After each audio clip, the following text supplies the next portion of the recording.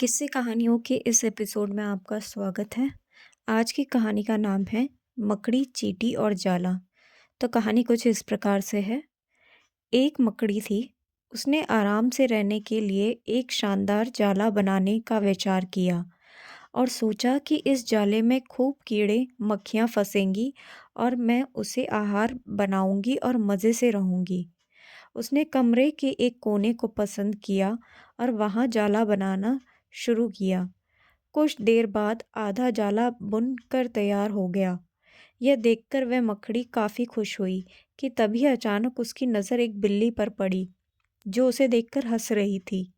मकड़ी को गुस्सा आ गया और वह बिल्ली से बोली, "हंस क्यों रही हो?" "हंसू नहीं तो क्या करूं?" बिल्ली ने जवाब दिया। "यहाँ मक्खियाँ नहीं हैं, ये जगह तो बिल्कुल साफ सुथरी है। यहाँ कौन आएगा तेरे जाले में?" यह बात मकड़ी के गले उतर गई। उसने अच्छी सलाह के लिए बिल्ली को धन्यवाद दिया और जाला अधूरा छोड़कर दूसरी जगह तलाश करने लगी। उसने इधर-उधर देखा। उसे एक खिड़की नज़र आई और फिर उसमें जाला बुनना शुरू कर दिया। कुछ देर तक वह जाला बुनती रही।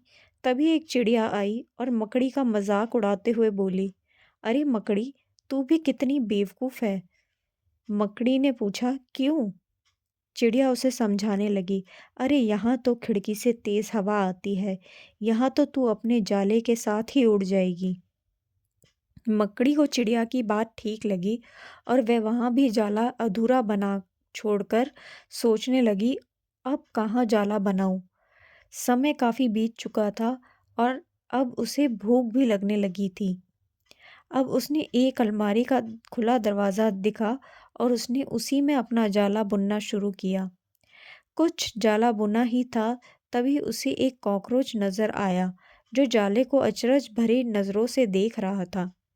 मकड़ी ने पूछा, "इस तरह क्यों देख रहे हो?"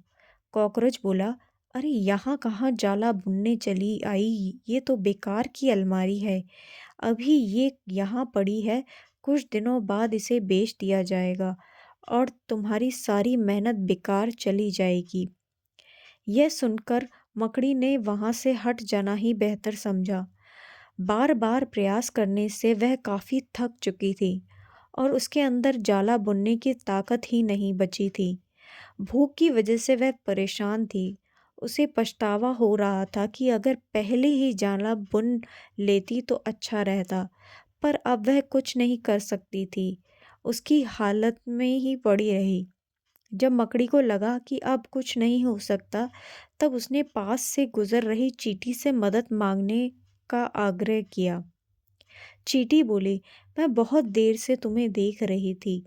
तुम बार बार अपना काम शुरू करती और दूसरों के कहने पर उसे अधूरा छोड़ देती।